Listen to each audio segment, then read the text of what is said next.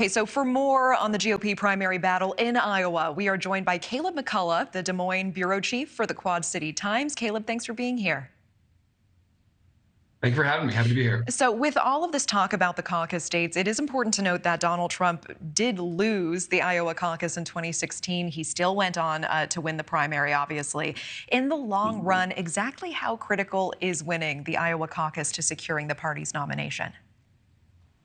Yeah, I think that's always a good question about the caucuses. And if you look at the history, the winner has not always. I think it's less than half the time the winner has gone on to actually win the nomination. But this year it is very important. I think with Donald Trump as the front runner in the Republican primary, having some of that almost incumbent status. The Iowa caucuses are going to be the first test of his real electoral ability, and so if he wins the Iowa caucuses cleanly, large majorities, I think that's going to be a really good thing for his campaign. But if you see somebody even come close to beating Donald Trump or taking first place in the caucuses, I think that would be a big hit to people's trust in Trump's campaign, and that could be an opening for somebody to take that top spot. Yeah, and we're looking at that video together, and you can see that big green branding, Farmers for Trump. We know in his speech on Friday, Mr. Trump claimed that DeSantis, quote, despises Iowa ethanol.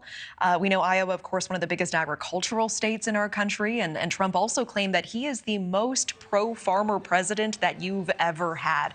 I mean, help us fact check this. How credible are these claims? Yeah. It's up to how you interpret all these things. Ron DeSantis, when he was in Congress, did support a bill that would remove the renewable fuel mandate, and that is the law that requires certain levels of ethanol to be blended into gasoline. That is obviously very important for Iowa corn farmers. It's a huge market for corn, and getting that ethanol into the gasoline is obviously important. And then Trump's effect on farmers during his presidency. When he's in Iowa, he'll often talk about the high levels of subsidies that farmers got during his tenure. That was largely because of the trade war that was started with China and the falling markets for farmers during that time. So it was a mixed bag for farmers, I think many would say, during Trump's presidency. But certainly there was a large government subsidies and safety net for farmers during that time. Okay, I appreciate that. One more question. We know Casey DeSantis has launched a Mamas for DeSantis initiative. Of course, this is an effort to try to move women and mothers and grandmothers to vote for her husband. How is this playing out in your state? Do you think her presence is going to have the impact they're hoping for? Yeah, I think that it's certainly, I think, helpful for her to be leading on this specific issue. This is a big focus on the education issues and the parents' right movements that have been central in this Republican primary.